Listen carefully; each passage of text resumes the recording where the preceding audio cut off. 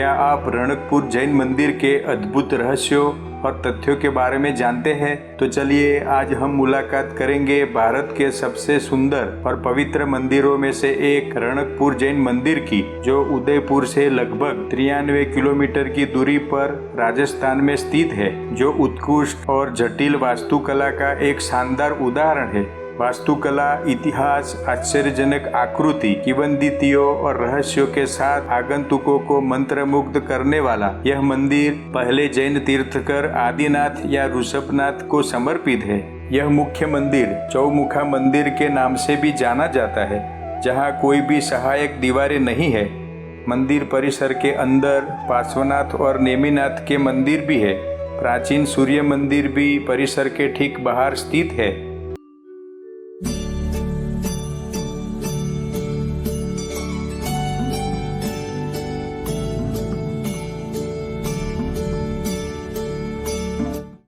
मंदिर का निर्माण 1433 में प्रारंभ हुआ और पूर्णाहुति 63 साल के बाद 1496 में 1500 कारीगर और 2700 मजदूर के कौशल्य से संपन्न हुआ।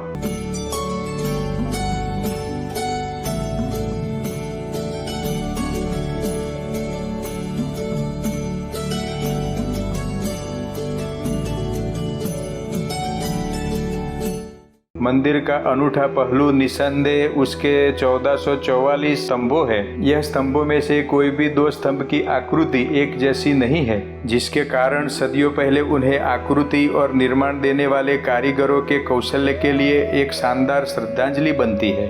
आपको विस्मित कर देगी यह बातें कि स्तंभों की भूलभुलैया के बावजूद मंदिर के किसी भी बिंदु से गर्भगृह को देखा जा सकता है। यह शानदार स्तंभ बदलते प्रकाश के साथ एक वास्तविक रंग ग्रहण करते हैं। स्तंभों पर पड़ने वाली प्राकृतिक दिन की रोशनी उन्हें दिन के समय के आधार पर सुनहरे से लेकर हल्के नीले रंग तक संगमरमर का स्नान करवाती है।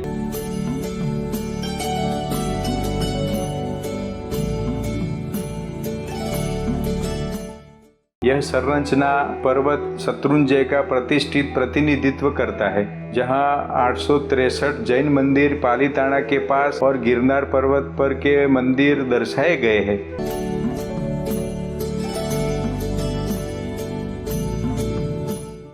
चौमुखा मंदिर के अंदर एक प्राचीन रायण वृक्ष है, जो 400 वर्ष पुराना माना जाता है। यह रायण वृक्ष प्रथम तीर्थकर आदिनाथ ने शत्रुंजय पहाड़ियों पर ज्ञान प्राप्त किया था, उसका प्रतीकात्मक प्रतिनिधित्व है।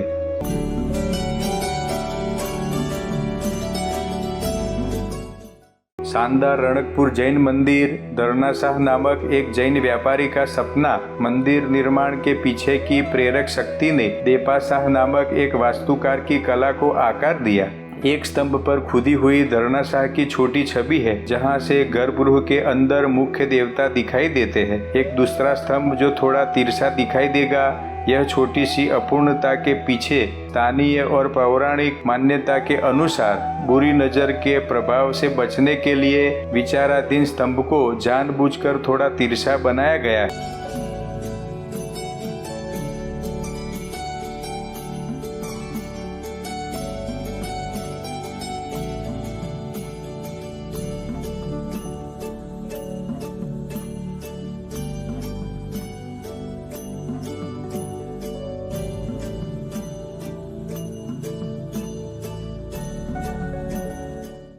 भीतरी परिसर को सुशोभित करते 3 तोरण की नक्काशी और कारीगरी से चकित हो जाएंगे, जिन्हें बलुआ पत्थर के एक ही टुकड़े से उकेरा गया है। इन सुंदर तोरणों में से बाकी के 105 तोरण वो कहाँ है और किस हालत में है, उसका भी एक रहस्य है।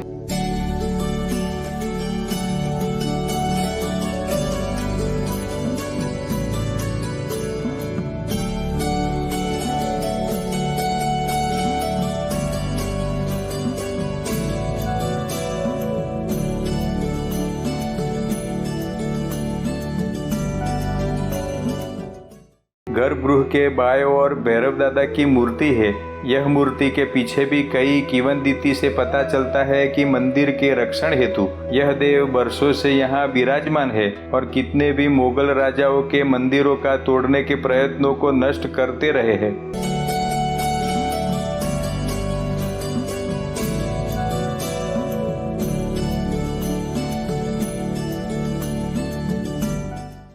यहाँ एक अधूरे स्तंभ के साथ एक अद्भुत कथा जुड़ी हुई है। मेवाड़ पर शासन करने वाले राणा कुंभा ने मंदिर के निर्माण के लिए भूमि प्रदान की थी। वह चाहते थे कि उनके नाम एक विशाल स्तंभ बनाया जाए।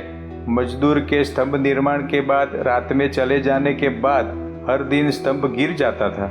यह हादसा बार बार होता रहा और राणा कुंभा ने महसूस किया कि यह उनके अहंकार को दूर करने का एक चमत्कारिक सबक था। राणा कुंभा ने तब अहंकार की हार के संकेत के रूप में स्तंभ को अधूरा छोड़ देने का आदेश दिया।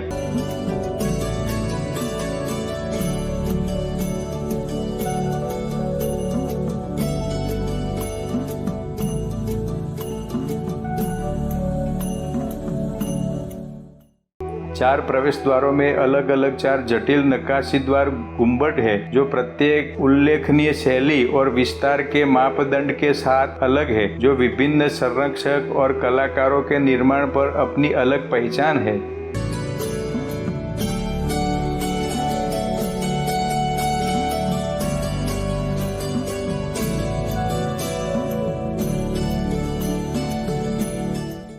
रणकपुर मंदिर के आध्यात्मिक दर्शन से अकबर बहुत प्रभावित थे।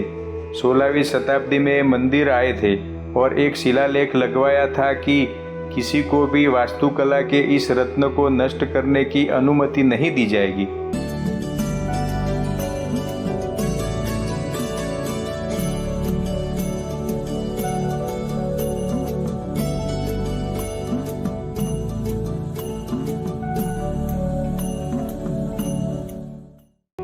यह जैन मंदिर निश्चित रूप से आपको उसके आकार से चकित कर देगा। यह एक पौराणिक उड़ान महल नलिनी गुल्मा विमान के रूप में जाना जाता है, जो जैन ब्रह्मांड विज्ञान के अनुसार 12वें स्वर्ग का हिस्सा है। आपको जानकर हैरानी होगी कि मंदिर के अंदर बिजली की लाइट नहीं है। मंदिर को बनाने वाले वास्तुकार की महारत कई तरह से चमकती है। यहाँ प्राकृतिक प्रकाश पूरे दिन मंदिर के अंदर प्रकाश प्रदान करता है और रात को तेल के दियों से संपूर्ण मंदिर प्रकाश से जगमगता है।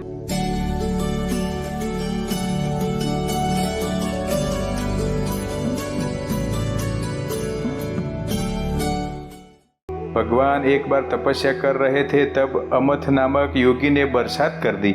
पानी भगवान की नासिका तक आ गया। तब नाग देवता धर्णेंद्र और देवी पद्मावती जी ने भगवान को पानी में से ऊपर किया। 1008 सिर वाले सहस्त्र फेंड नाग के फेंड से छत्र बना दिए और इस मूर्ति में दिख रहा है। नाग की पूंछ चारों ओर घूम रही दिख रही है, मगर उसके अंत का पता लगाना असंभव है।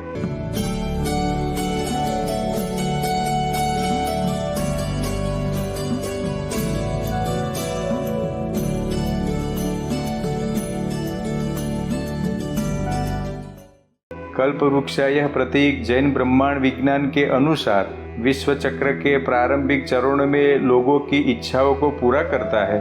आज भी विशिष्ट कामनाओं की पूर्णता हेतु भक्तजन इसके नीचे खड़े रह के कामना करते हैं।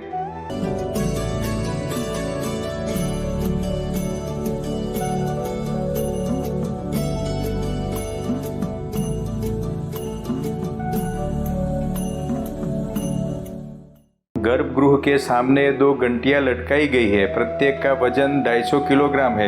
इन घंटियों में से एक मादा घंटी और दूसरी नर घंटी है। जो नरम ध्वनि उत्पन्न करती है उसे मादा और तीव्र ध्वनि उत्पन्न करती है उसे नर घंटी कहा जाता है।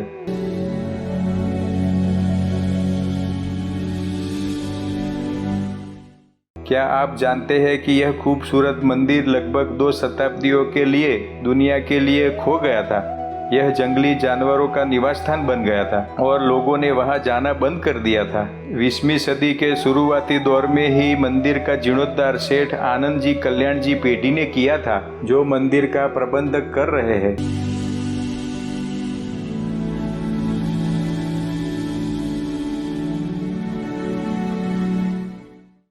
भोजन कक्ष, रहने की उत्तम सुविधा और वास्तुकला की सुंदरता से सज्ज सदाबहार वन्यजीव सफारी के पास कुंभलगढ़ से 33 किलोमीटर की दूरी पर यह जैन मंदिर की मुलाकात जरूर बनती है।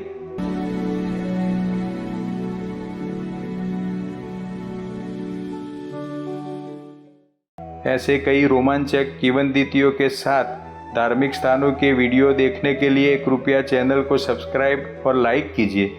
उमेश चंद्र पटेल का सबको जय बोले।